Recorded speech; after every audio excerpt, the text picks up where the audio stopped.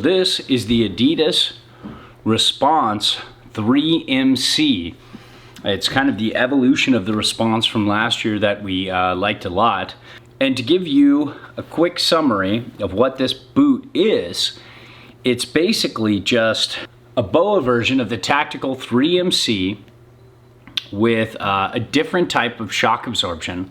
So you're trading BOA for lesser shock absorption. But you can kind of see they have similar shells in the sense that the articulation point starts at about the same place. So that's that. Let's get into the lacing type here. It's very much like, you know, Burton Speed Lace and a lot of the Speed Lace and BOA systems that I personally love because it's got upper and lower separation. Now, that's just personal preference, but some people like a BOA that wraps around. I like BOAs that go like this one.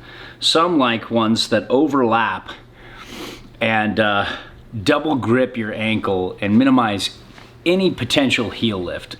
You know, for those of you who like a tight heel, you know, the overlap is probably the call. However, this felt like it locked in my ankle pretty good.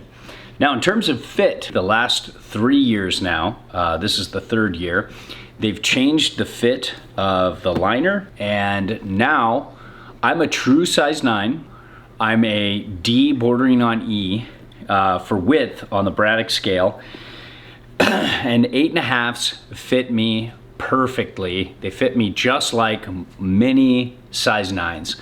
For example, if you're a size 9 with Burton, this will fit you in size 8.5 and on up and onward.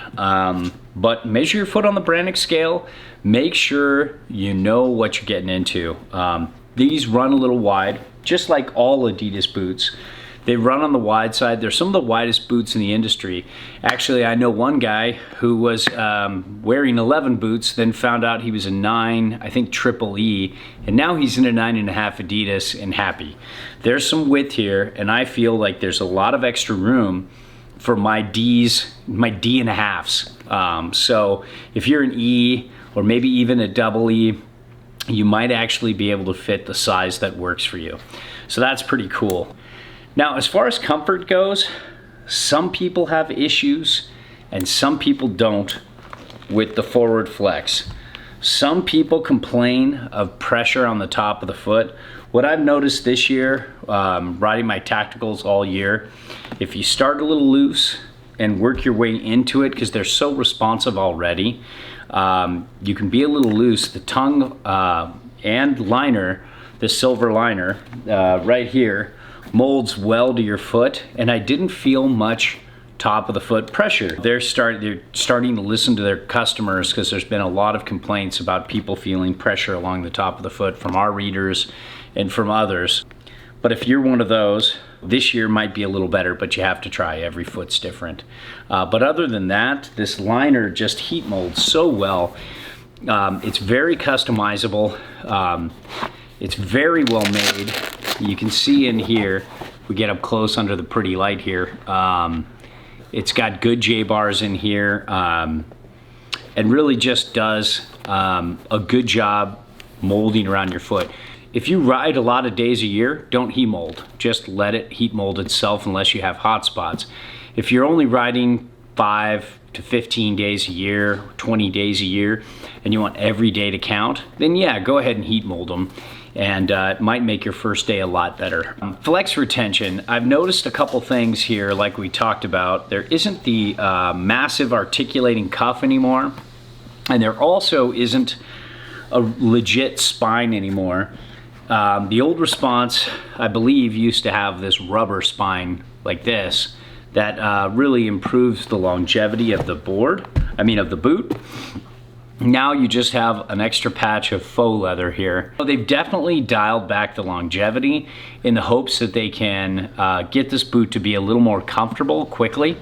So it's always a trade-off, but it still feels like it has like 60 to 100 days a year easily without really breaking down too much. You got some Continental rubber. You only have a little patch of the dreaded EVA foam sole, but around it, is rubber, so it's okay. It's a deal breaker for us if the boot doesn't have rubber on the sole. It's just so scary to skate in an icy lift line with just EVA foam on the bottom of the boot. So the traction's good. It seemed to hold fine, and the on and off ease is super easy. You can see here, you just have this inside to kind of wrap around the liner, and then 2 boas, and it's just twist, twist, twist, pop, and you're out. And it was so easy to get out of these today. So that was kind of cool. And then, you know, insole, not really much going on, kind of made to be thrown out. Get a custom orthotic like Footprint Insole Technology, Remind, and the other guys out there. Those are the best for us as snowboarders. Try to stay away from, you know, like Super Feet and others like that. You wanna go with something more skate, snowboard influenced, or a custom orthotic if you can swing it. Those things are amazing. But all in all, the Response 3MC trades up a little longevity in exchange for a little more quick and easy comfort. I felt no pressure along the top of the boot, and this liner felt really comfortable day one, but my foot matches up with Adidas really well. If yours doesn't, it's hard to say if you'll break the boot or the boot will break you.